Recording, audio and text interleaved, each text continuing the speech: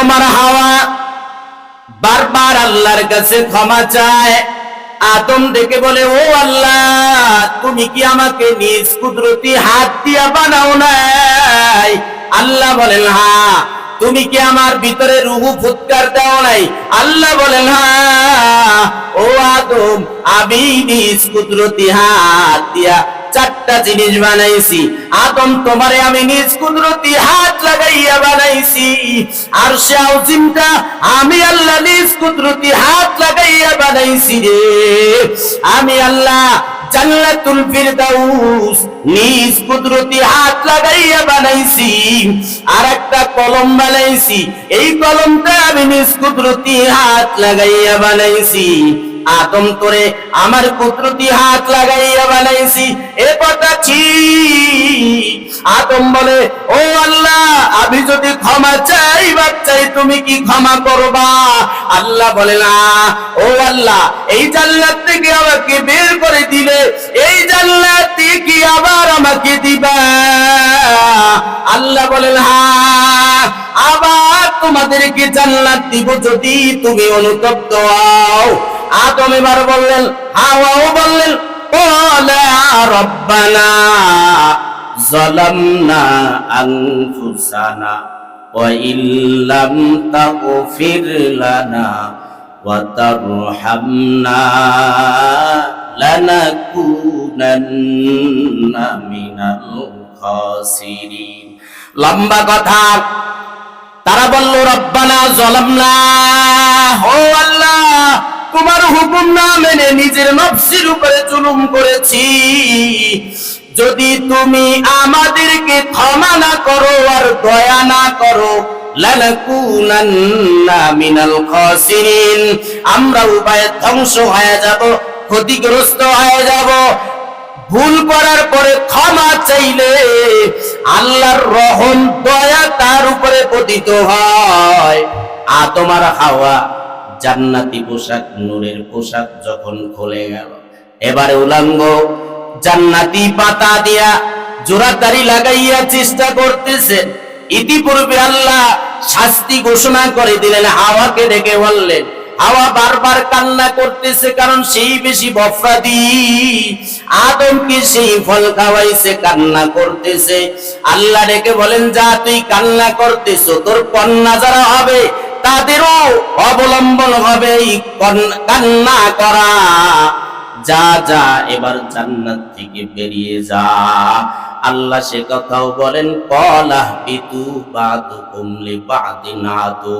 আল্লাহ তাআলা ওই সাপের পা দিয়েছিলেন, চারটা পা ছিল উটের মতো। এই চার পা ওয়ালা বিশিষ্ট সাপ জান্নাতের ভিতরেই ছিল। অপরাধ করার কারণে নিজে কিন্তু ফল খায় নাই, শুধু সহযোগিতা করেছে।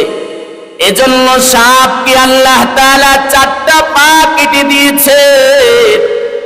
পাশাপাশি সাপটাকে বলে দিয়েছেন, যা, তুই যে এই হারাম কাজে সহযোগিতা করেছ, এজন্য দুনিয়াতে আদম সন্তান তোর মস্তক পাড়াবে, তোকে আঘাত করবে। এজন্য সাপ মারা সুন্নাত। দেখেন, সে হারাম কাজে শুধু সহযোগিতা করেছে, এজন্য আল্লাহ তাআলা তাকে শাস্তি দিয়ে দিলেন। চিরকাল সাপ বুক দিয়ে চলে, তার কিন্তু কোনো পা নাই। এটা শাস্তি হারাম কাজে সহযোগিতা করার কারণে। বহু জাতি হারাম কাজ করে নাই, কিন্তু হারামের সহযোগী হওয়ার কারণে ধ্বংস হয়ে গেছে। পয়গম্বর দাউদ আলাইহিস সালাম জাবুর তিলাওয়াত যখন করতেন, আকাশের পাখিগুলো পড়ে যেত, পাহাড়গুলো নাচতে থাকতো, সমুদ্রের মাছগুলো তিলাওয়াত শোনার জন্য পাগল হয়ে যেত। হিংস্র প্রাণীরা পর্যন্ত জঙ্গল থেকে চলে আসতো। ব্যাখ্যা এসেছে, তিলাওয়াত শুনতে শুনতে পেটের ভিতরে যে ক্ষুধার কথা ভুলে যেত। ক্ষুধা লাগতে লাগতে একটা পর্যায়ে ওখানেই তারা মারা যেত। কেমন সুরের মূর্ছনা দাউদ পয়গম্বরের। তো শনিবার তেলাওয়াত করতেন জাবুর। ওই দিন সমুদ্র থেকে মাছ কিনারায় আসতো তার তেলাওয়াত শোনার জন্য। এলাকার লোকজন সুযোগ পাইয়া মাছ আটকাইয়া সব ধরে ফেলতো। মাছ কমপ্লেইন করলো, ও দাউদ, তোমার কণ্ঠে জাবুর তেলাওয়াত শুনতে এসে আমরা ধরা পড়ে যাই।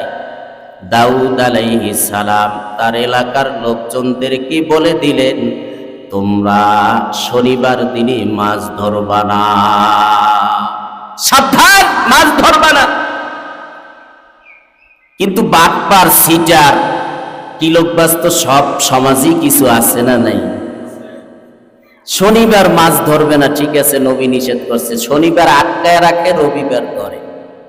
নবী নিষেধ করছে, ধরা যাবে না, ধরলাম না, সমস্যা। শনিবার ধরতাম না, ধর্ম রবিবার। ঠেকায় কেটা, আটকায় রাখ, আজকের আটকায় রাখবি, রবিবার ধরবি, সমস্যা নেই, আমল হইল। নবী তো বলছে ধরা যাইব না, শনিবার ধরলাম না, আটকায় তো রাখতে নিষেধ করেন নাই, তো আটকায় রাখছে। 3 দল হয়ে গেছে। একদল মাছ ধরেও নাই, নিষেধও করে নাই, আর একদল মাছ আটকায় রাখছে, ধরছে। তৃতীয় দল নিষেধ করেছে, মাছ ধরে নাই। এই মাছ যখন ধরছে, আল্লাহ তাদেরকে শাস্তি দিয়া দিস। যারা মাছ ধরে নাই, নিষেধও করে নাই, যারা ধরছে আটকায় রাখছে, 2 দলই বানর হয়ে গেছে। এখানে 1 নাম্বার দল, যারা ধরেও নাই, নিষেধও করে নাই, তাদেরকে আল্লাহ কেন শাস্তি দিলেন? ধরেন নাই, নিষেধও করেন নাই, মানে সমর্থন জানাইছে, তোরা ধর, আমরা পেছনে আছি, আমরা ধরতাম না, নিষেধও করতাম না, তবে তোরা ধর, আমরা রাজি আছি। সাপও এই কাজটাই করছে, এজন্য আল্লাহ ওরে চিরকালের জন্য পঙ্গু বানায় দিছে। আর চিরকাল সাপ, মানুষ দেখলেই সাপের উপরে মানুষ আক্রমণ করবে, আল্লাহর ঘোষণা। শাস্তি কেন? হারাম কাজে সহযোগিতা করার কারণে আল্লাহ সাপকেও শাস্তি দিয়ে দিছে। এই দাউদ আলাইহিস সালামের সম্প্রদায়ের 2 দল মাছ ধরছে আর ধরে নাই, সমর্থন জানাইছে। 2 দল বানর হয়ে গেছে। যেই এলাকায় তারা বানর হয়ে গেছে, আব্দুল্লাহ ইবনে আব্বাস রাদিয়াল্লাহু তাআলা আনহুমা বলেন, যে রাত্রিবেলা তারা ঘুমায় গেছে, প্রত্যেকটা ফ্যামিলির ভিতরে বাচ্চা থাকে, স্ত্রী থাকে, ছোট ছোট নাবালিগ শিশু থাকে, প্রত্যেকটা ফ্যামিলিতে কম বেশ আছে। সব ফ্যামিলির সদস্যরা রাত্রিবেলা ঘুমায় যায়। যারা মাছ ধরে নাই, সমর্থন জানাইছে, আর যারা মাছ ধরছে রাত্রিবেলা, আল্লাহ কোরআনে বলেন, কুনু কিরাতান খাসিন, এই তোরা নিকৃষ্ট বানর হয়ে যা। রাত্রিবেলা সব বানর হয়ে গেছে। সকালবেলা এলাকার লোকজন যারা দাউদ পয়গম্বরের উপরে ঈমান এনেছে, তারা বলে, ঘটনা কি? ওই এলাকার কোনো আওয়াজ নাই, মানুষের কোনো কোলাহল নাই, কোনো আওয়াজ নাই, কি ব্যাপার? বড় একটা গেটের উপরে উঠে তাকায় দেখে ছোট্ট ছোট্ট বানর দেখা যায়, বড় বড় বানর দেখা যায়, বুড়া বুড়া বানর দেখা যায়। আব্দুল্লাহ ইবনে আব্বাস রাদিয়াল্লাহু তাআলা আনহুমা বলেন, ওই 2 শ্রেণীর লোক, যাদেরকে আল্লাহ নিকৃষ্ট বানর বানায় দিয়েছে, দুনিয়াতে তারা মাত্র 3 দিন বেঁচে ছিল, এরপরে সব শেষ হয়ে গেছে। বলেন, এই 2 শ্রেণীর মধ্যে 1 শ্রেণীর মাছ ধরছে, আটকায় রাখছে, পরের দিন ধরছে, রে তো আফাদি ডাইরেক্টলি। কিন্তু এর ভিতরে যারা মাছ ধরেও নাই, নিষেধও করে নাই, তাদেরকে আল্লাহ কেন বানর বানায় দিলেন? একটাই কারণ, হারামের সহযোগী। ঠিক না? ঠিক। সুতরাং হারাম কাজ আপনি করবেন না, কিন্তু সমর্থন জানাবেন, আপনিও অপরাধ মিথ্যাবাদীর সাথে সংযুক্ত, কথা ঠিক না বেঠি? গান চলে, গান ব্যাকসাইডের আওয়াজ চলে, ঘুমানো যায় না।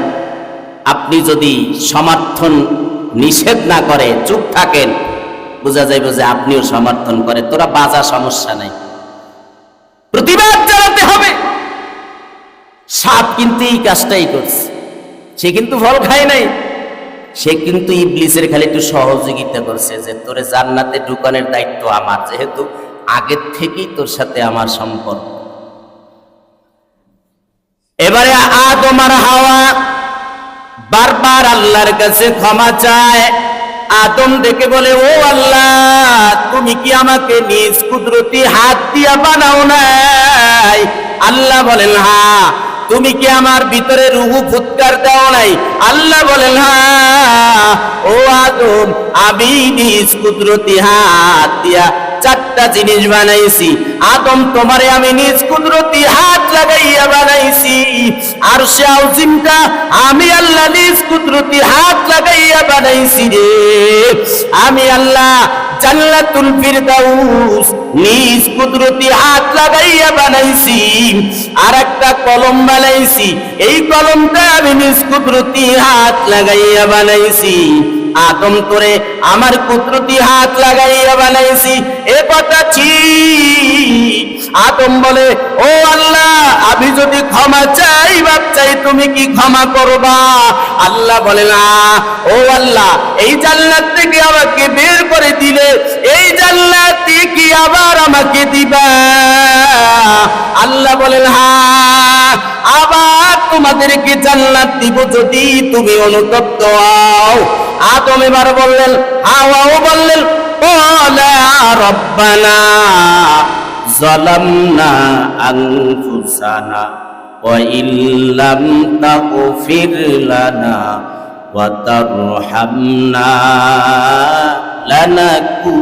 লানাকুনান্না মিনাল খাসিরিন। লম্বা কথা। তারা বলল, রব্বানা যালামনা, ও আল্লাহ, তোমার হুকুম না মেনে নিজের নফসের উপরে জুলুম করেছি।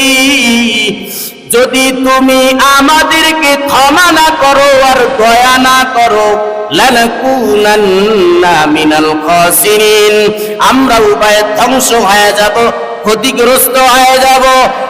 ভুল করার পরে ক্ষমা চাইলে আল্লাহর রহম, দয়া তার উপরে পতিত হয়। আদম আর হাওয়া জান্নাতি পোশাক, নূরের পোশাক যখন খুলে গেল, এবারে উলঙ্গ জান্নাতি পাতা দিয়া জোড়াতারি লাগাইয়া চেষ্টা করতেছেন। ইতিপূর্বে আল্লাহ শাস্তি ঘোষণা করে দিলেন, হাওয়াকে ডেকে বললেন। হাওয়া বারবার কান্না করতেছে, কারণ সেই বেশি বফরাদি। আদমকে সেই ফল খাওয়াইছে, কান্না করতেছে। আল্লাহ ডেকে বলেন, যা তুই কান্না করতেছ, তোর কন্যা যারা হবে তাদেরও অবলম্বন হবে কান্না করা। যা যা, এবার জান্নাত থেকে বেরিয়ে যা। আল্লাহ সে কথাও বলেন, ক্বালা বিতু বাদুকুম লিবাদিন আদু, এই যা, তোরা উভয়, তোরা সবে একে অপরে শত্রু হিসাবে বেরিয়ে যা, নেমে যা, জান্নাত থেকে বেরিয়ে যা। এখানে অনেক কথা। শুধু কি আদম আর হাওয়াকে বেরিয়ে যেতে বলেছেন? না, ইবলিস এর সাথে আছে, কেউ কেউ বলেন সাপ এর ভিতরে আছেন। যেহেতু বহু বছর আল্লাহ ব্যবহার করেছেন ক্বালা বিতু, আল্লাহ বলেন যা, বেরিয়ে যা। বাদুকুম লিবাদিন আদু, একে অপরের শত্রু হিসাবে বেরিয়ে যা। আল্লাহ আগের আয়াতে বলেছেন, ইবলিস তোমাদের দুশমন, প্রকাশ্য দুশমন। ইবলিস তোমাদের প্রকাশ্য দুশমন, একে অপরের শত্রু হিসাবে বেরিয়ে যাও। ওয়ালাকুম ফিল আরদি মুস্তাকাররু ওয়া মাতাউন ইলা হিন। খেয়াল করেন, আল্লাহ বলেন ওয়ালাকুম ফিল আরদ, জমিনের মধ্যে তোমাদের জন্য রয়েছে বসবাসের স্থান, মুস্তাকার, এখানে কিছুকাল বসবাস করবা। ওয়া মাতাউন ইলা হিন, আর জীবিকার ব্যবস্থা সেখানে করা আছে, এখানে তোমরা কিছুকাল অবস্থান করবা দুনিয়াতে। এ কথা ঠিক না বেঠিক? সত্য না মিথ্যা? আয়াতের সাথে আর বাস্তবতার সাথে মিল আছে না নাই? আল্লাহ বলেছেন যা ওয়ালাকুম ফিল আরদ, এই কথা সূরা বাকারায় আসছে, এটা তো সূরাতুল আরাফ, সেখানেও আছে, অন্য জায়গায়ও আছে।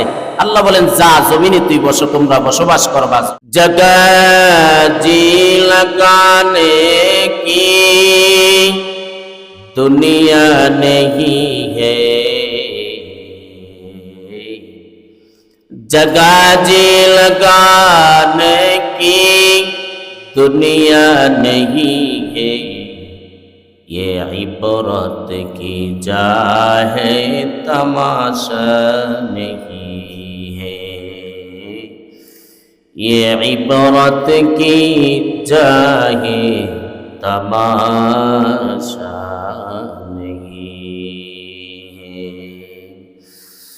जैसी करनी वैसी भरनी, ना मने तू कर की दर, जैसी करनी वैसी भरनी, ना मने तू कर की दर, जन्नत भी है जहन्नम भी है, ना मने तू मर के दर, जन्नत भी है जहन्नम भी है, ना माने तू मर के दाय। মহান স্রষ্টার কাছে শুকর আদায় করি যে আল্লাহ রব্বুল আলামিন মহব্বত করে ভালোবেসে তার ঘরে এসে আমাদেরকে জুমা পড়ার জন্যে আসা এবং বসার তৌফিক দান করেছেন। নিয়ামতের শুকর আদায়ার্থে অন্তরের অন্তরস্থল থেকে কালিমাতু শুকর আদায় করি আলহামদুলিল্লাহ। আলোচনা চলতেছিল আদম এবং হাওয়া আলাইহিস সালামকে শয়তান কুমন্ত্রণা দিয়া পোশাক খুলে ফেলেছেন এবং জান্নাত থেকে বের করার একটা ব্যবস্থা তিনি করে ফেললেন। ওই বিষয় সম্পর্কে আল্লাহ তাআলা বলতে গিয়ে বলেছেন ফাদাল্লাহুমা বিগুরুর ফালাম্মা যাকাশ শাজারা বাদাত লাহুমা সাওআতুহুমা ওয়া তাফিকা ইয়াখসিফানি আলাইহিমা মিন ওয়ারাকিল জান্নাহ ওয়া নাদাহুমা রাব্বুহুমা আলাম আনহাকুমা আন তিলকুমা শাজারাতি ওয়া আকুল লাকুমা ইন্নাশ শাইতানা লাকুমা আদুব্বুম মুবিন। শয়তান তাদেরকে প্রতারণা দিল, প্রবঞ্চনায় ফেলে ধোঁকা দিয়ে তাদেরকে সেই গাছের নিষিদ্ধ গাছের ফল ভক্ষণ করাই। আল্লাহ বলেন ফালাম্মা যাকাশ শাজারা, উভয়ে যখন গাছ আস্বাদন করল তথা গাছের ফল, বাদাত লাহুমা সাওআতুহুমা, উভয়ের লজ্জাস্থান খুলে গেল, উলঙ্গ হয়ে গেল, প্রকাশ পেয়ে গেল। ওয়াতাফিকা ইয়াখসিফানি আলাইহিমা মিন ওয়ারাকিল জান্নাহ, জান্নাতের পাতা দিয়ে তারা তাদের লজ্জাস্থান আবৃত করার চেষ্টা করল। ওয়া নাদাহুমা, তখন আল্লাহ তাআলা উভয়কে ডাক দিলেন রব্বুহুমা আলাম আনহাকুমা আন তিলকুমা শাজারাতি, এই তোমাদেরকে না আমি নিষেধ করেছিলাম, আমি কি নিষেধ করি নাই যে এই গাছের ফল খাবা না? ওয়া আকুল লাকুমা, আর তোমাদেরকে আমি বলেছিলাম ইন্নাশ শাইতানা লাকুমা আদুব্বুম মুবিন, নিশ্চয়ই শয়তান তোমাদের জন্য প্রকাশ্য দুশমন। এই কথা তো আমি আগেই বলে দিয়েছি যে এই শয়তান মানে বিতাড়িত, আল্লাহর রহমত কুদরত থেকে, রহমত থেকে যে বিতাড়িত, এর বলা হয় শয়তান। তো এই শয়তান যে তোমাদের দুশমন এটা তো আমি বলে দিয়েছি, তোমরা এই গাছের ফল খাবা না, এটা তো আগেই নিষেধ করেছি, গাছের নিকটেও যাবা না, কেন খাইলা? ঘটনা বর্ণনা করতে গিয়ে এই আয়াতের ব্যাখ্যায় তাফসিরে মাজারিতে আল্লামা সানাউল্লাহ পানিপতি রহমতুল্লাহ আলাইহি বলেন যে আদম আর হাওয়া উভয়ে জান্নাতের ভিতর থেকে বাহির করে দিয়েছেন ইবলিসকে। তো ইবলিস আবার জান্নাতের ভিতরে ঢুকলো কেমন, আর প্রতারণা দিল কিভাবে? ইবলিস চেষ্টা করতেছে জান্নাতের ভিতরে ঢুকে আদম এবং হাওয়াকে প্রতারণা দিয়া ধোঁকা দিয়া তাদেরকে বের করবে। কিন্তু জান্নাতের গেটে গেলেই তো সেখানে ফেরেশতারা দ্বাররক্ষীরা আছে, তাড়ায়া দেয়, ঢুকতে দেয়।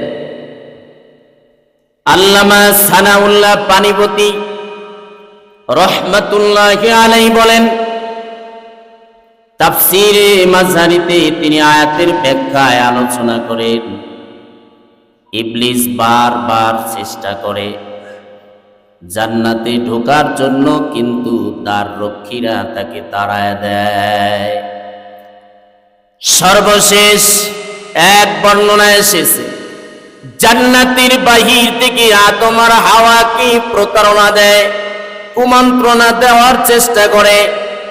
অবশেষে পূর্ব সম্পর্ক সাপ জান্নাতের ভিতরে, ওই সাপ তার পূর্ব থেকেই তার বন্ধুত্ব ছিল ইবলিসের সাথে। ওই বন্ধুত্বের সম্পর্ক ধরে সে সাপকে রিকোয়েস্ট করে, আমাকে জান্নাতের ভিতরে নিয়ে যাও, তুমি তো আমার বড় বন্ধু। সাপ স্বীকার করে রাজি হইয়া ইবলিসকে মুখের ভিতরে ঢুকাইয়া জান্নাতের ভিতরে নিয়ে যায়। এক বর্ণনা, তৃতীয় আর এক বর্ণনা এসেছে আদম আর হাওয়া কখনো কখনো জান্নাতের দরওয়াজায় যখন এসে দাঁড়ায় যেতেন, তখন ওই সুযোগে ইবলিস প্রতারণা দেয়। ইবলিস কান্না করে, এমন কান্না জুড়ে দেয় ইবলিস। আদম জিজ্ঞাসা করে, কিরে তুই কেন কান্না করো? কয়, কান্না তো নিজের জন্য করি না, কান্না করি আপনাদের জন্য। কেন কান্না করো আমাদের জন্য? কয়, কান্না করি এজন্যে যে আপনাদের মৃত্যু হয়ে যাবে, আপনারা শেষ হয়ে যাবেন, আপনাদের জন্য কান্না করি। কয়, কিসের জন্য এত কান্না করো? আমাদের মরণ। কয়, হা, আমি চাই এই জান্নাতের ভিতরে আপনারা চিরকাল বেঁচে থাকবেন, জান্নাতে থাকবেন। আল্লাহ তো নিষেধ করে দিয়েছে এই গাছের ফল না খাইতে, কিন্তু আমার ভয় আপনাদের মৃত্যু হয়ে যাবে, চিরকাল থাকতে পারবেন না। হাওয়াও বিচলিত হয়ে যায়। আদম বলে, মরণ থেকে কিভাবে বাঁচা যায়, চিরকাল কিভাবে থাকা যায়? কয়, এই যে গাছ দেখেন, এই গাছের ফল খাইলেই জান্নাতে চিরকাল থাকতে পারবে। সিদ্ধান্ত দোদুল্যমান। আদম আর হাওয়া সন্দেহের মধ্যে পড়ে যায়। কান্না তো ইবলিস করতেছে, আবার কসম করে, রবের নামে কসম করে, বারবার বলতেছে, আদম হাওয়া আমি আপনাদের হিতাকাঙ্ক্ষী না, আমি হিতাকাঙ্ক্ষী, কারণ আপনাদের সৃষ্টির বহু বছর আগে আমাকে আল্লাহ সৃষ্টি করেছেন। দাবি হলো যার বয়স বেশি তার বুদ্ধি বেশি, জ্ঞান বেশি। আদম ডাক শোনার পরে বলে, না, আল্লাহ নিষেধ করেছে, এই গাছের কাছেও যাইতে আল্লাহ নিষেধ করেছেন।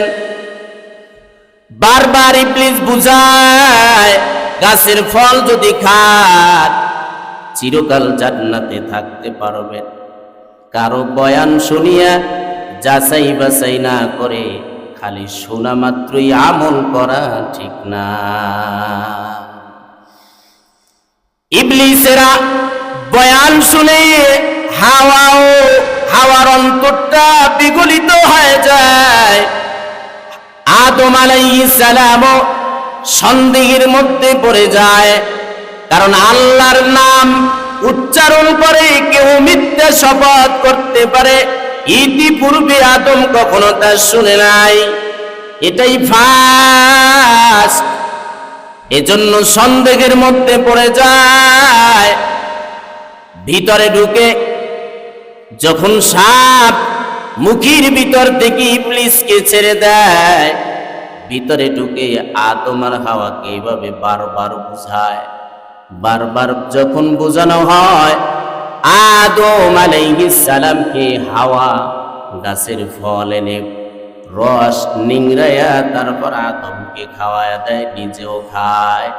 খাওয়া যখন শেষ হয়ে যায়, সাথে সাথে উভয়ের পোশাক খুলে পড়ে যায়। আল্লাহ সে কথাই বলেন, ফালাম্মা যাকাশ শাজারাতা বাদাত লাহুমা সাওআতুহুমা ওয়া তাফিকা ইয়াখশিফানি আলাইহিমা মিন ওয়ারাকিল জান্নাহ। যখন ফল খাইছে পোশাক খুলে পড়ে গেছে। এতদিন পর্যন্ত জান্নাতি নূরের পোশাক আদম আর হাওয়া পরিধান করত। কখনো দুজন একজন আর একজনের লজ্জাস্থান দেখেন নাই। এই ফার্স্ট টাইম উভয়ের সামনে উলঙ্গ আদম দৌড় মারছে। তাফসীরে মাযহারিতে এসেছে, আদম যখন দৌড় দেয় তার সুন্দর সুন্দর লম্বা লম্বা চুল, এই চুলগুলো একটা গাছের ডালের সাথে আটকা যায়। এবারে গাছের আড়ালে গিয়া সে লুকায়া পড়ে, গাছটাকে বারবার বলে আমাকে ছেড়ে দে। তখন আল্লাহ তাআলার পক্ষ থেকে গায়বী আওয়াজ হয়ে যায়, হে আদম, তোমারে না কি আমি নিষেধ করেছিলাম এই গাছের নিকটবর্তী হবা না? কেন ফল খাইলা? তুমি কি আমার থেকে ভেগে যাইতে চাও? আদম বলে, না ও আল্লাহ, লজ্জায় পড়ে আমি পলায়ন করতে চাই না, আমি আড়ালে দিতে চাই। আদম আর হাওয়া জান্নাতি গাছের পাতা দিয়ে নিজেদের লজ্জাস্থান জোড়াতালি লাগাইয়া নিজেদের শরীর আবৃত করার চেষ্টা করতেছেন। আল্লাহ ডেকে বললেন, ও আদম, তোমাকে কে আদেশ করলো এই গাছের ফল খাইতে? ইবলিস করেছে। তবে তুমি কেন খাইলা? কয় আমি তো খাই নাই, হাওয়া আমারে পরামর্শ দিস। হাওয়ারে জিজ্ঞাসা করলেন, তুমি কেন এই কাজ করলা? কয় ইবলিস আমাকে পরামর্শ দিছে, সাথে সাথে সাপও সহযোগিতা করছে। আল্লাহ বলেন, যা, এই অপরাধ যেহেতু করেছো এজন্য হাওয়া তোমারও শাস্তি, সাপ তোরও শাস্তি, ইবলিস তোরও শাস্তি। আদম তো সাথে সাথে আল্লাহর কাছে ক্ষমা চাইছেন, হাওয়াও চাইছেন। এজন্য আল্লাহ তাআলা পরবর্তীতে আদম আর হাওয়াকে ক্ষমার ঘোষণা দিয়েছেন। আর ইবলিস ক্ষমার পরিবর্তে অহংকারী করার কারণে চিরকালের জন্য জান্নাতের নেয়ামত থেকে বঞ্চিত হয়ে গেছে। আল্লাহ কয়, হাওয়া তুই আমার নিষিদ্ধ, যেটা নিষেধ করেছিলাম সেই গাছের ফলের রস জড়াইছ না, এজন্য শাস্তি হলো দুনিয়াতে পেটের ভিতরে বাচ্চা ধারণ করার কষ্ট তোর একা বহন করতে হবে, তোর কন্যাদেরও বহন করতে হবে। আর গাছের ফলের রস জড়াইছ, এজন্য মাসে মাসে তোমাদেরও রস জড়বে। বুঝতেছেন? মহিলাদের মাসে মাসে রস জড়বে। এই কারণেই এই সমস্যাগুলো প্রতি মাসে মহিলাদের হয়। তাফসীরে মাযহারিতে এসেছে, আল্লাহ তাআলা ওই সাপের পা দিয়েছিলেন, চারটা পা ছিল উটের মতো। এই 4 পাওয়ালা বিশিষ্ট সাপ জান্নাতের ভিতরেই ছিল। অপরাধ করার কারণে নিজে কিন্তু ফল খায় নাই, শুধু সহযোগিতা করেছে। এজন্য সাপকে আল্লাহ তাআলা 4টা পা কেটে দিয়েছে। পাশাপাশি সাপটাকে বলে দিয়েছেন, যা, তুই যে এই হারাম কাজে সহযোগিতা করেছো, এজন্য দুনিয়াতে আদম সন্তান তোর মস্তক পাড়াবে, তোকে আঘাত করবে। এজন্য সাপ মারা সুন্নাত। দেখেন, সে হারাম কাজে শুধু সহযোগিতা করেছে, এজন্য আল্লাহ তাআলা তাকে শাস্তি দিয়া দিলেন, চিরকাল সাপ বুক দিয়া চলে, তার কিন্তু কোনো পা নাই। এটা শাস্তি হারাম কাজে সহযোগিতা করার কারণে। বহু জাতি হারাম কাজ করে নাই, কিন্তু হারামের সহযোগী হওয়ার কারণে ধ্বংস হয়ে গেছে। পয়গম্বর দাউদ আলাইহিস সালাম জাবুর তিলাওয়াত যখন করতেন, আকাশের পাখিগুলো পড়ে যেত, পাহাড়গুলো নাচতে থাকতো, সমুদ্রের মাছগুলো তিলাওয়াত শোনার জন্য পাগল হয়ে যেত, হিংস্র প্রাণীরা পর্যন্ত জঙ্গল থেকে চলে আসতো। ব্যাখ্যা এসেছে, তিলাওয়াত শুনতে শুনতে পেটের ভিতরে যে ক্ষুধার কথা ভুলে যেত, ক্ষুধা লাগতে লাগতে একটা পর্যায়ে ওখানেই তারা মারা যেত। কেমন শরীর মূর্ছনা দাউদ পয়গম্বরের। তো শনিবার তেলাওয়াত করতেন জাবুর, ওই দিন সমুদ্র থেকে মাছ কিনারায় আসতো তার তেলাওয়াত শোনার জন্য। এলাকার লোকজন সুযোগ পাইয়া মাছ আটকাইয়া সব ধরে ফেলতো। মাছ কমপ্লেইন করলো, ও দাউদ, তোমার কণ্ঠে জাবুর তেলাওয়াত শুনতে এসে আমরা ধরা পড়ে যাই। দাউদ আলাইহিস সালাম তার এলাকার লোকজনদেরকে বলে দিলেন, তোমরা শনিবার দিনে মাছ ধরবা না, সাবধান, মাছ ধরবা না। কিন্তু বাটপার, সিটার, কিলোকবাজ তো সব সমাজই কিছু আছে না নাই? শনিবার মাছ ধরবে না, ঠিক আছে, নবী নিষেধ করছে, শনিবার আটকায় রাখে, রবিবার ধরে। নবী নিষেধ করছে, ধরা যাবে না, ধরলাম না, সমস্যা। শনিবার ধরতাম না, ধর্ম রবিবার, ঠেকায় কেটা, আটকায় রাখ, আজকের আটকায় রাখবি, রবিবার ধরবি, সমস্যা নেই, আমল হইল। নবী তো বলছে ধরা যাইব না, শনিবার ধরলাম না, আটকায় তো রাখতে নিষেধ করেন নাই, তো আটকায় রাখছে। 3 দল হয়ে গেছে, একদল মাছ ধরেও নাই, নিষেধও করে নাই, আর একদল মাছ আটকায় রাখছে, ধরছে। তৃতীয় দল নিষেধ করেছে, মাছ ধরে নাই। এই মাছ যখন ধরছে, আল্লাহ তাদেরকে শাস্তি দিয়া দিছে। যারা মাছ ধরে নাই, নিষেধ করে নাই, যারা ধরছে আটকায় রাখছে, 2 দলই বানর হয়ে গেছে। এখানে 1 নাম্বার দল, যারা ধরেও নাই, নিষেধ করে নাই, তাদেরকে আল্লাহ কেন শাস্তি দিলেন? ধরেন নাই, নিষেধ করেন নাই, মানে সমর্থন জানাইছে, তোরা ধর, আমরা পেছনে আছি, আমরা ধরতাম না, নিষেধ করতাম না, তবে তোরা ধর, আমরা রাজি আছি। সাপও এই কাজটাই করছে, এজন্য আল্লাহ ওরে চিরকালের জন্য পঙ্গু বানায় দিছে। আর চিরকাল সাপ, মানুষ দেখলেই সাপের উপরে মানুষ আক্রমণ করবে, আল্লাহর ঘোষণা। শাস্তি কেন? হারাম কাজে সহযোগিতা করার কারণে আল্লাহ সাপকেও শাস্তি দিয়ে দিছে। এই দাউদ আলাইহিস সালামের সম্প্রদায়ের 2 দল মাছ ধরছে আর ধরে নাই, সমর্থন জানাইছে, 2 দল বানর হয়ে গেছে। যেই এলাকায় তারা বানর হয়ে গেছে, আব্দুল্লাহ ইবনে আব্বাস রাদিয়াল্লাহু তাআলা আনহুমা বলেন, যে রাত্রিবেলা তারা ঘুমায় গেছে, প্রত্যেকটা ফ্যামিলির ভিতরে বাচ্চা থাকে, স্ত্রী থাকে, ছোট ছোট নাবালিগ শিশু থাকে, প্রত্যেকটা ফ্যামিলিতে কম বেশ আছে। সব ফ্যামিলির সদস্যরা রাত্রিবেলা ঘুমায় যায়। যারা মাছ ধরে নাই, সমর্থন জানাইছে, আর যারা মাছ ধরছে রাত্রিবেলা, আল্লাহ কোরআনে বলেন, কুনু কিরাতান কাসিন, এই তোরা নিকৃষ্ট বানর হয়ে যা। রাত্রিবেলা সব বানর হয়ে গেছে। সকালবেলা এলাকার লোকজন যারা দাউদ পয়গম্বরের উপরে ঈমান এনেছে। তারা বলে ঘটনা কি? ওই এলাকার কোনো আওয়াজ নাই, মানুষের কোনো কোলাহল নাই, কোনো আওয়াজ নাই।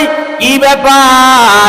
বড় একটা গেটের উপরে উঠে তাকায় দেখে ছোট্ট ছোট্ট বানর দেখা যায়, বড় বড় বানর দেখা যায়, বুড়া বুড়া বানর দেখা যায়। আব্দুল্লাহ ইবনে আব্বাস রাদিয়াল্লাহু তাআলা আনহুমা বলেন, ওই দুই শ্রেণীর লোক যাদেরকে আল্লাহ নিকৃষ্ট বানর বানায় দিয়েছে, দুনিয়াতে তারা মাত্র 3 দিন বেঁচে ছিল, এরপরে সব শেষ হয়ে গেছে। বলেন এই দুই শ্রেণীর মধ্যে এক শ্রেণীর মাছ ধরছে, আটকায় রাখছে, পরের দিন ধরছে, এটা তো অপরাধী ডাইরেক্টলি। কিন্তু এর ভিতরে যারা মাছ ধরেও নাই, নিষেধ করে নাই, তাদেরকে আল্লাহ কেন বানর বানায় দিলেন? একটাই কারণ, হারামের সহযোগী। ঠিক না? ঠিক। সুতরাং হারাম কাজ আপনি করবেন না, কিন্তু সমর্থন জানাবেন আপনিও অপরাধীর সাথে সংযুক্ত। কথা ঠিক না? ঠিক। গান চলে, গান অ্যাক্সিডেন্টের আওয়াজ চলে, ঘুমানো যায় না। আপনি যদি সমর্থন নিষেধ না করে চুপ থাকেন, বোঝা যাইবে যে আপনিও সমর্থন করে। তোরা বাজা, সমস্যা নাই, প্রতিবাদ জানাতে হবে। সাপ কিন্তু এই কাজটাই করছে, সে কিন্তু ফল খায় নাই, সে কিন্তু ইবলিসের খালি একটু সহযোগিতা করছে যে তোরে জান্নাতে ঢুকানোর দায়িত্ব আমার, যেহেতু আগের থেকেই তোর সাথে আমার সম্পর্ক। এবারে আদম আর হাওয়া বারবার আল্লাহর কাছে ক্ষমা চায়। আদম ডেকে বলে, ও আল্লাহ, তুমি কি আমাকে নিজ কুদরতি হাত দিয়া বানাও নাই? আল্লাহ বলেন, হ্যাঁ। তুমি কি আমার ভিতরে রূহ ফুৎকার দাও নাই? আল্লাহ বলেন, হ্যাঁ। ও আদম, আমি নিজ কুদরতি হাত দিয়া 4টা জিনিস বানাইছি। আদম, তোমারে আমি নিজ কুদরতি হাত লাগাইয়া বানাইছি। আরশে আযিমটা আমি আল্লাহ নিজ কুদরতি হাত লাগাইয়া বানাইছি রে। আমি আল্লাহ জান্নাতুল ফিরদাউস নিজ কুদরতি হাত লাগাইয়া বানাইছি। আর একটা কলম বানাইছি, এই কলমটা আমি নিজ কুদরতি হাত লাগাইয়া বানাইছি। আদম, তোরে আমার কুদরতি হাত লাগাইয়া বানাইছি, এ কথা ঠিক। আদম বলে, ও আল্লাহ, আমি যদি ক্ষমা চাই, বাপ চাই, তুমি কি ক্ষমা করবা? আল্লাহ বলে, না। ও আল্লাহ, এই জান্নাত থেকে আমাকে বের করে দিলে, এই জান্নাত কি আবার আমাকে দিবা? আল্লাহ বলেন, হ্যাঁ, আবার তোমাদেরকে জান্নাত দিব যদি তুমি অনুতপ্ত হও। আদম এবার বললেন, হাওয়াও বললেন, ওয়া রব্বানা যালামনা আনফুসানা ওয়া ইল্লাম তাগফির লানা ওয়া তারহামনা লানাকুনান্না মিনাল খাসিরিন। লম্বা কথা। তারা বলল, রব্বানা যালামনা, ও আল্লাহ, তোমার হুকুম না মেনে নিজের নফসের উপরে জুলুম করেছি। যদি তুমি আমাদেরকে ক্ষমা না করো আর দয়া না করো, লানাকুনান্না মিনাল খাসিরিন, আমরা উভয়ে ধ্বংস হয়ে যাব, ক্ষতিগ্রস্ত হয়ে যাব। ভুল করার পরে ক্ষমা চাইলে আল্লাহর রহম, দয়া তার উপরে পতিত হয়। আদম আর হাওয়া জান্নাতি পোশাক, নূরের পোশাক যখন খুলে গেল, এবারে উলঙ্গ জান্নাতি পাতা দিয়া জোড়াতারি লাগাইয়া চেষ্টা করতেছেন। ইতিপূর্বে আল্লাহ শাস্তি ঘোষণা করে দিলেন, হাওয়াকে ডেকে বললেন। হাওয়া বারবার কান্না করতেছে, কারণ সেই বেশি অপরাধী। আদমকে সেই ফল খাওয়াইছে, কান্না করতেছে। আল্লাহ ডেকে বলেন, যা তুই কান্না করতেছ, তোর কন্যা যারা হবে তাদেরও অবলম্বন হবে কান্না করা। যা যা, এবার জান্নাত থেকে বেরিয়ে যা। আল্লাহ সে কথাও বলেন, কলাহ বিতু বাদুকুম লিবাদিন আদু, এই যা, তোরা উভয়, তোরা সবে একে অপরে শত্রু হিসাবে বেরিয়ে যা, নেমে যা, জান্নাত থেকে বেরিয়ে যা। এখানে অনেক কথা।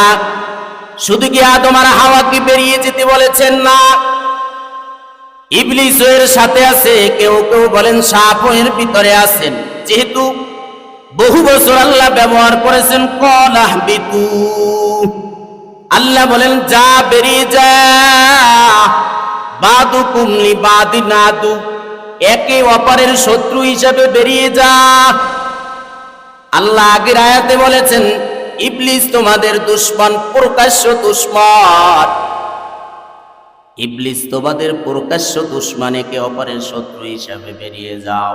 ওয়ালাকুম ফিল আরদি মুস্তাকাররু ওয়া মাতাউন ইলা হিন। খেয়াল করেন, আল্লাহ বলেন ওয়ালাকুম ফিল আরদ, জমিনের মধ্যে তোমাদের জন্য রয়েছে বসবাসের স্থান, মুস্তাকার, এখানে কিছুকাল বসবাস করবা।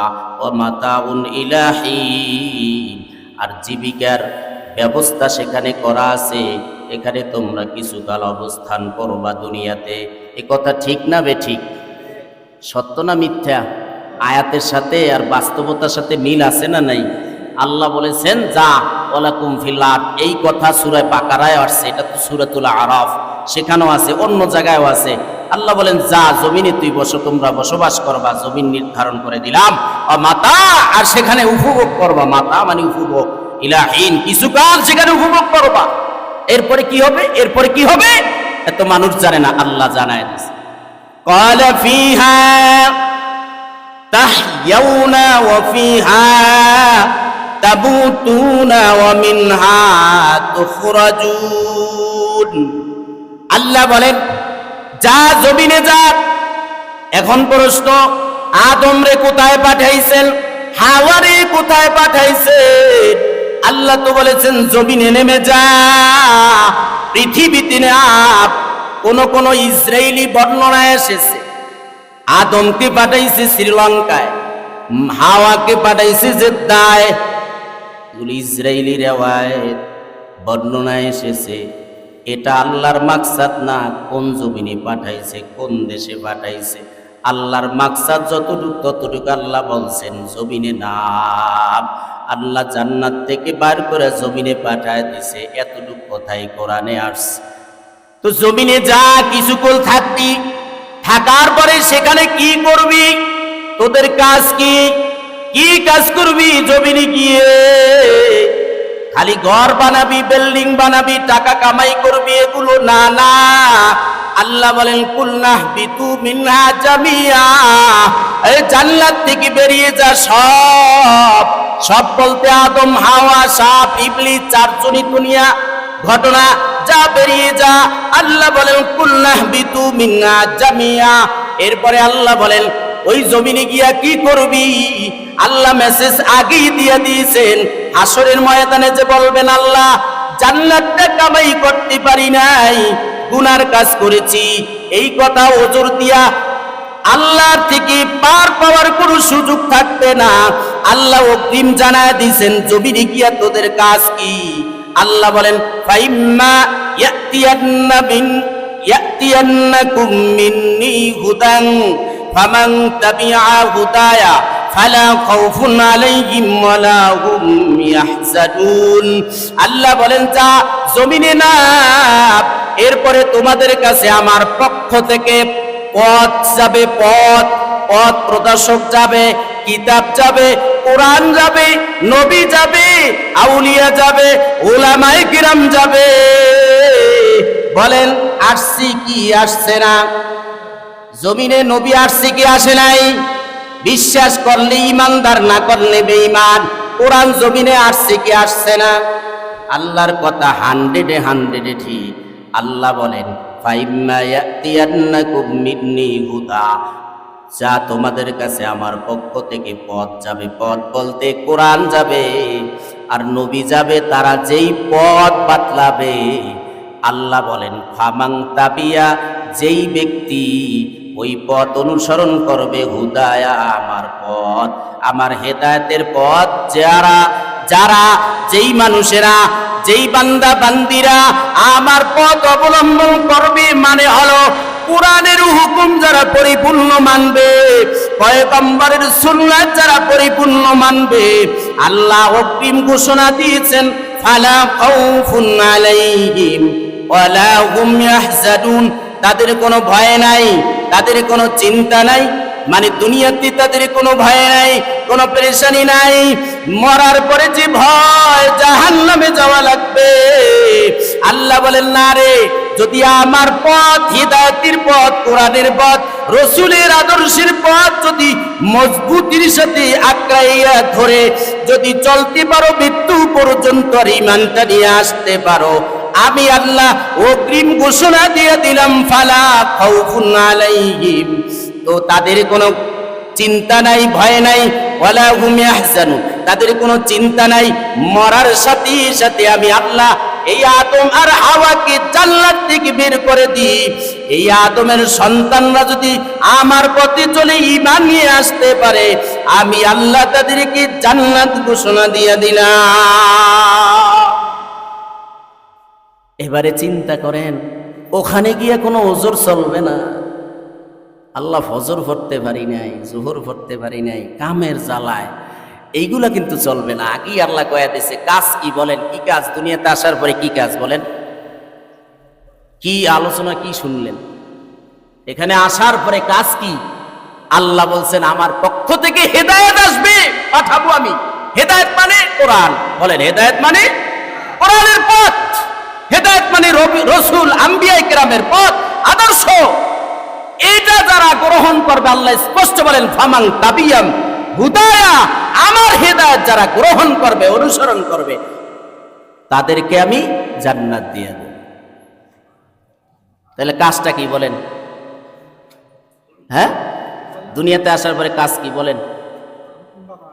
হ্যাঁ, কোরআনের হুকুম মানা আর রসুলের আদর্শ মানা, এই দুইটাই কাজের জন্য আল্লাহ পাঠাইছেন। আর আমরা কি করি বলেন?